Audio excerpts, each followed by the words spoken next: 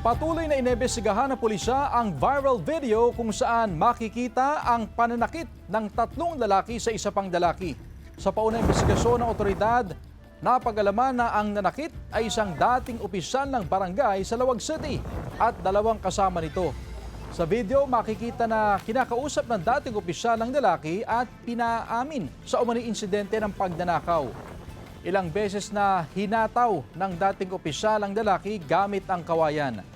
Sa halip na umawat, pinagtulungan pa itong bugbugin ng dalawang kasama nito.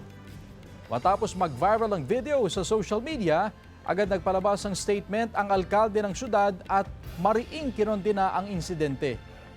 Sa inilabas naman na statement ng Ilocos Norte Police Provincial Office, magsasagawa umano sila ng patas na investigasyon.